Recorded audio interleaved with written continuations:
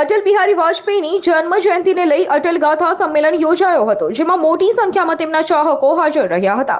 સુરતના અટવા લાઇન્સ ખાતે આવેલ પીટી સાયન્સ કોલેજના શ્રીમતી ઉષાબેન જયવર્ધન હબોડાવાલા તારામતી હોલમાં સુરતમાં પ્રથમવાર ભારતના યુગ પુરુષ ભારત રત્ન અટલ બિહારી વાજપેયીની જન્મ જયંતિને લઈ અખિલ ભારતીય કવિ સંમેલન અટલ ગાથાનું આયોજન કરાયું હતું, જેમાં ભાજપ પ્રદેશ અધ્યક્ષ અને નવસારીના સાંસદ CR પાટીલ ખાસ ઉપસ્થિત રહ્યા હતા, તો સાથે અન્ય મહાનુભાવોએ પણ અટલ ગાથામાં હાજરી આપી હતી.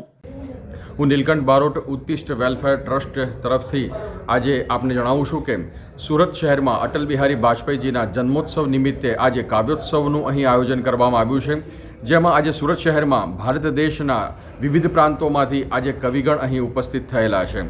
એ તમામ કવિગણોએ અટલ બિહારી વાજપેયીજીની રાષ્ટ્ર ચેતના, રાષ્ટ્ર ભાવના અને રાષ્ટ્ર માટેની લાગણી વિશેની વાતો કહી છે. અને આજે સાથે સાથે અમે અંગ ડોનેશન માટે પણ એક નવી મુહિમ છેડી છે, જેમાં અમે સૌને બતાવીએ છીએ કે આપણા અંગો કેટલા ઉપયોગી છે અને જ્યારે ક્યારેક એવા અંગ જ્યારે કામ નથી આવતા ત્યારે આ અંગનું દાન પણ આપણે લોકોને કરી શકીએ છીએ. એ વિશેની પણ અમે જનજાગૃતિ અહીં ફેલાવેલી છે. તો આજે સુરત શહેર એક ધન્ય ધરા તરીકે અહીં આજે ખૂબ આનંદની લાગણી અનુભવે છે કે ભારત દેશના વિવિધ પ્રાંતોમાંથી આજે કવિઓ અહીં સુરતમાં ઉપસ્થિત થયેલા છે અને રાષ્ટ્ર ચેતના વિશેની લોક જાગૃતિ આજે આ તમામ કવિઓ દ્વારા કરવામાં આવી રહેલી છે. આજે સુરત શહેરના વિવિધ લોકસેવકો, ધારાસભ્યશ્રીઓ અહીં ઉપસ્થિત રહ્યા છે. સાથે સાથે શિક્ષણ જગતની વિવિધ સંસ્થાઓ સાથે સંકળાયેલા લોકો પણ અહીં ઉપસ્થિત રહેલા છે.